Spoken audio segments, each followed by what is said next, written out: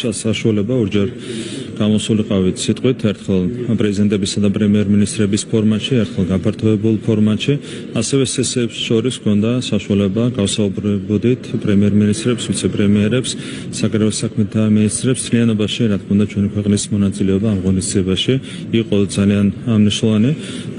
ჩვენი სოლიდარობა უკრაინის მიმართ, უკრაინელი ხალხის მიმართ არის ძალიან მტკიცე.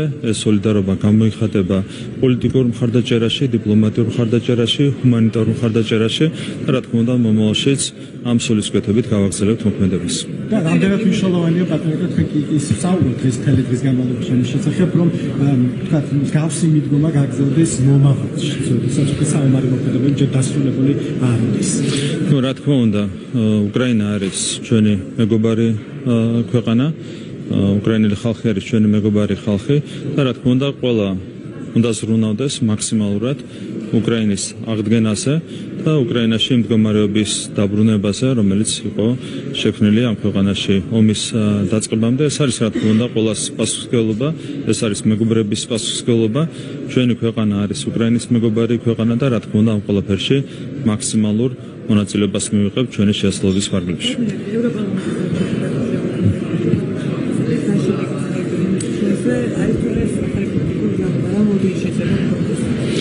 რეალურად იქნება გარკვეული ცვლილებები, თუმცა არსებითად, რა თქმა უნდა, გაგრძელდება მოვლენების განვითარება ისე, როგორც აქამდე ვითარდებოდა.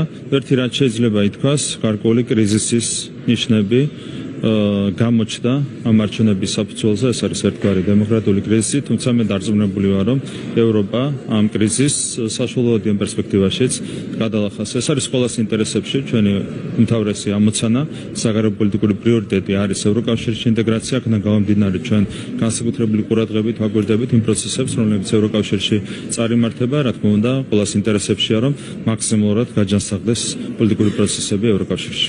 პროპაგანდის წინააღმდეგ კანონპროექტის განხილვასთან დაკავშირებით შევეკითხოთ, ოპოზიცია არ აპირებს მონაწილეობას ნუ ჩვენ პრინციპში სხვა მიდგომას არ ცვალოდით.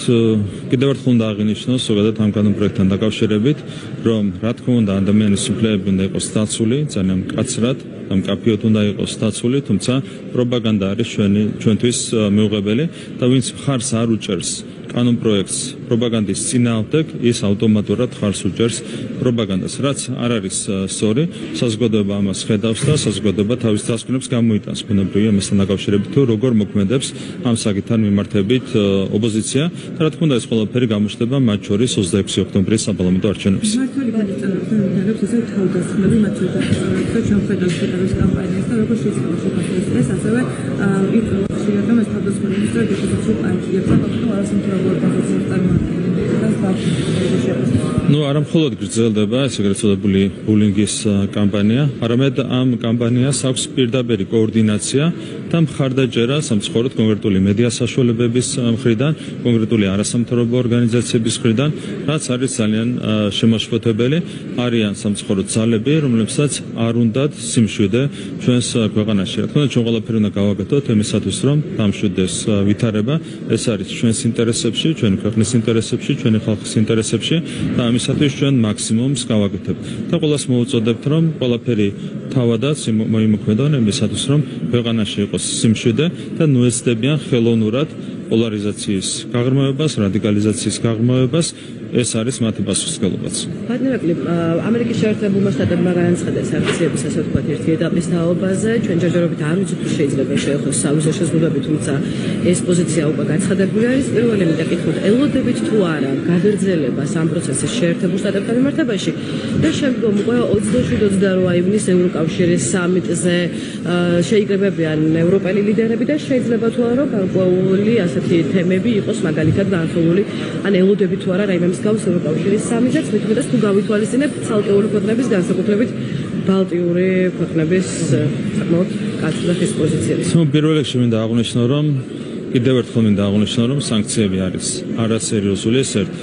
თუმცა არასერიოზულთან ერთად სანქციები არის შეურაცხყოფელიც ჩვენი ქვეყნისთვის და ჩვენი ხალხისთვის. ეს არ შეესატყვისება ასევე პარტნიორობის სულისკვეთებას. აქედან გამომდინარე, მე იმედი მაქვს, რომ საბოლოო ჯამში ყველაფერი გადაიხადება ჩვენს ინტერესებშია, რომ მაქსიმალურად გაღრმავდეს ურთიერთობები ამერიკის შეერთებულ შტატებთან, რა თქმა უნდა, ჩვენს ინტერესებშია გაღრმავდეს ურთიერთობები ევროკავშირთან. ჩვენთვის მნიშვნელოვანია შესაბამისად, რომ შემხედრი ნაბიჯებიც ვიხილოთ ამ მიმართულებით, როგორც ამერიკელი პარტნიორებისგან, ასევე ევროკავშირის წარმომადგენლებისგან. ეს იქნებოდა სწორი დამოკიდებულება ქართული ხალხის მიმართ და ქართული სახელმწიფოს მიმართ. ყველას მოუწოდებ პრაგმატული ნაბიჯების გადადგმისკენ და სწორი სამართლიანი დამოკიდებულების გამოვლენებისკენ ჩვენი ხალხის მიმართ.